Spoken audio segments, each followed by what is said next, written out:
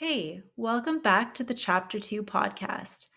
I'm really glad you're here today because we're digging into something that comes up for so many of us, but not many people talk about it honestly. And that is the question that shows up after burnout, not during, not in the survival stage, but after the dust settles and our world gets quiet again. It's the question that can feel both freeing and terrifying. What do I actually want now? Burnout changes you. You already know that. You feel it in your bones. But nobody tells you what to do with the after part, the weird, foggy space where you're no longer drowning, but you're not quite the same person anymore either. So, today we're talking about that middle space, the space where clarity hasn't quite arrived yet, but your old life doesn't fit anymore either. And my hope is that today's conversation helps you breathe a bit deeper and maybe even feel a little excited about what's next to come. So let's get into it.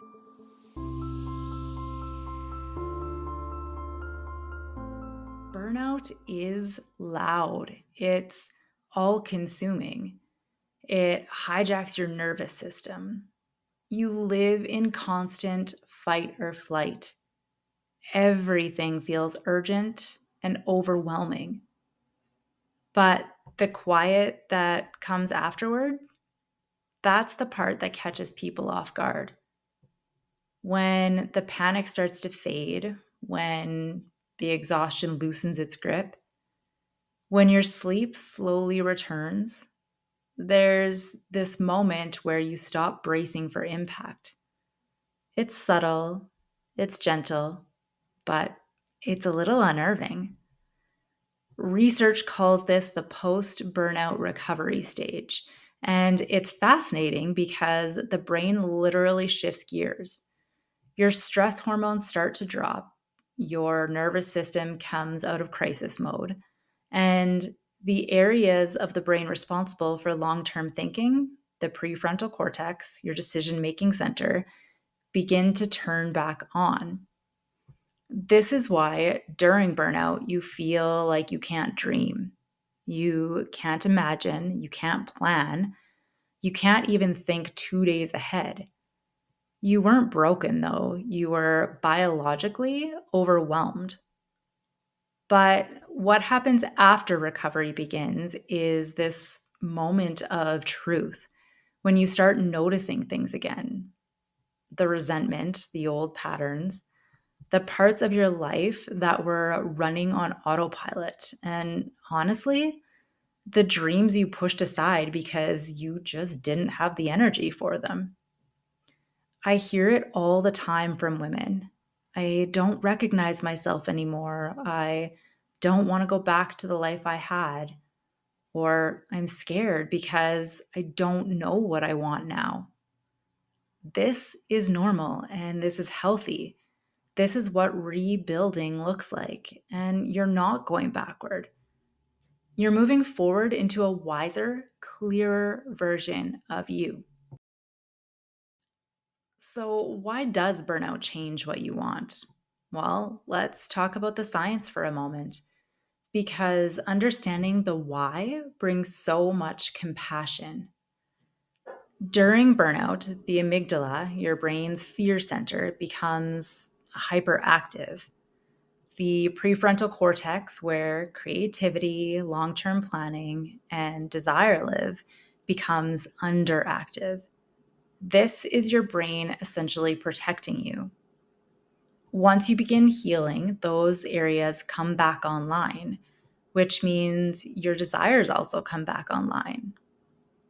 Burnout reveals what wasn't sustainable, what drained you, what you maybe tolerated for too long, and ultimately what no longer aligns with who you're becoming. It strips away everything that wasn't true for you. Burnout is like shaking a snow globe.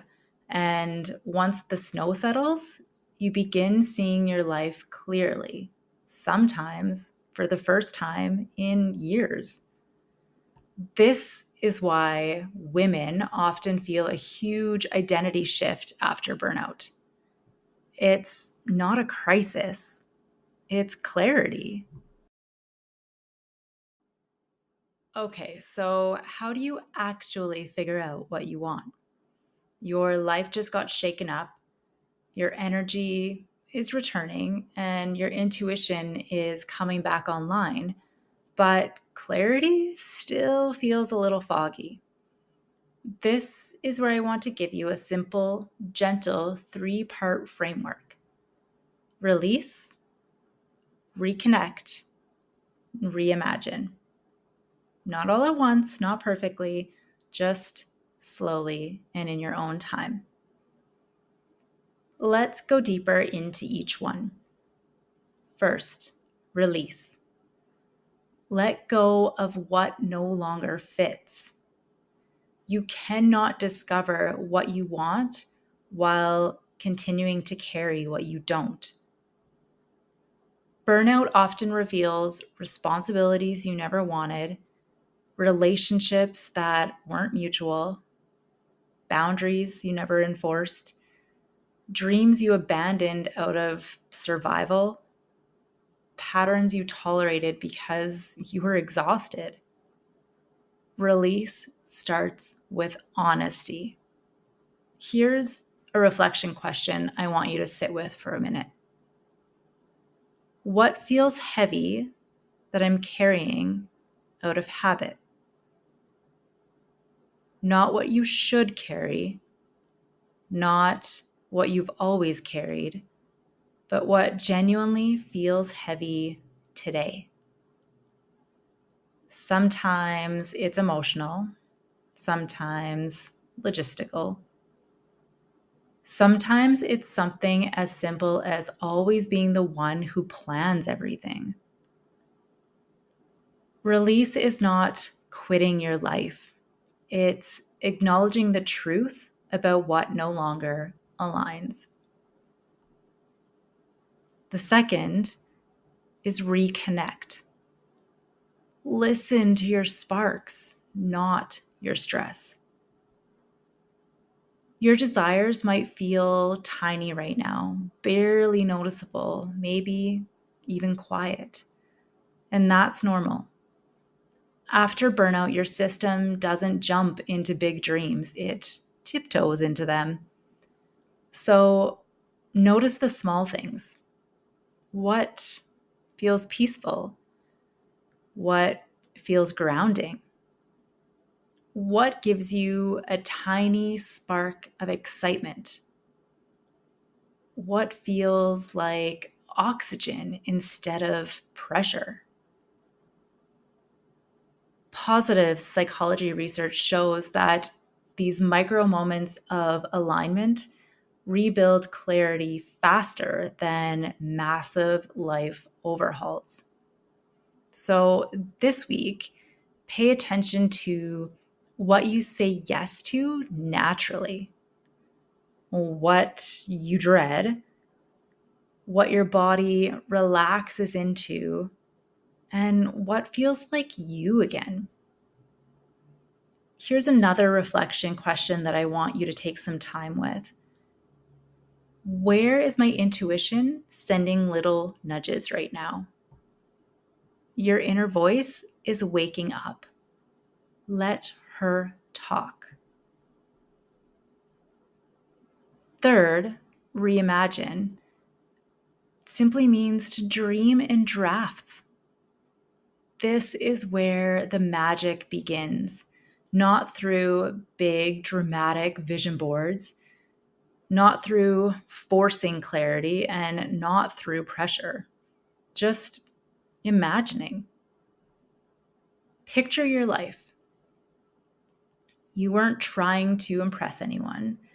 If nothing was expected of you, if Your burnout didn't shrink your confidence. And if you trusted your own voice again, what would that life feel like?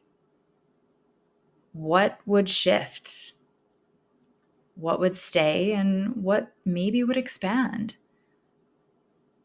Dreaming after burnout is like stretching after an injury, slow, gentle, healing.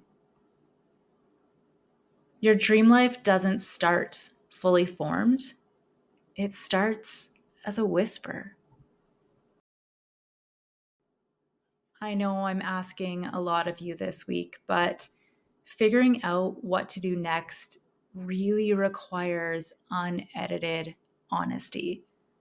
So ask yourself these two self reflection questions because I know that they've changed everything for me and for a number of women that I've spoken to. What would I choose if absolutely nothing was expected of me? Not as a mom or as an employee, not as the responsible one, and not as the strong one, just me. And what feels outgrown? What feels like it wants to expand? Some parts of your life right now feel tight, like shoes that don't fit anymore. Other parts feel like wide open windows with a breath of fresh air flowing through. This is where the clarity starts. And that clarity is beautiful, but action creates momentum. Not hustle, not pressure, and not a complete overhaul, just tiny, grounding steps. So let's keep it gentle. I want you to grab your journal or a piece of paper. And if you don't have one handy, then save this for later. But I want you to write down 3 things you are no longer available for. Like, I am no longer available for constant urgency. I'm no longer available for saying yes when I'm exhausted. I'm no longer available for carrying everything alone. Write them down, say them out loud. Let your system feel the shift. Step 2 is to rebuild one nourishing habit. Not 5, not an entire routine, just one. One habit that reconnects you with yourself. A slow morning coffee, journaling for 5 minutes, walking without your phone attached to you. Maybe it's reading again or stretching before bed. Pick one this week. Let it anchor you. Step 3 is to write a 1 sentence direction for your next chapter. Not a full vision and definitely not a perfect plan, just 1 sentence that feels true. Something like, I want more freedom and less rushing. I want a career that aligns with who I am now. I want my life to feel soft, intentional, and honest. This sentence becomes your compass. You can revise it every week or every month or maybe every season. Clarity builds through movement.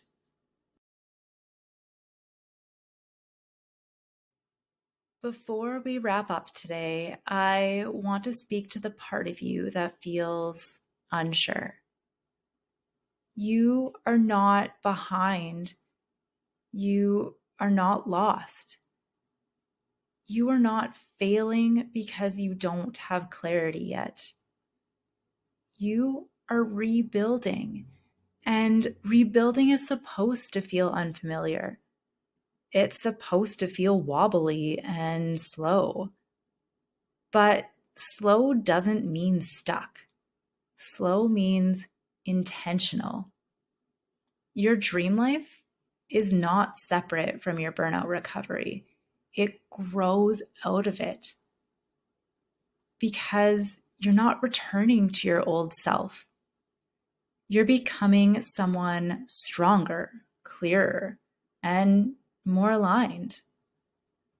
And the woman you're becoming, she deserves a life that feels like hers.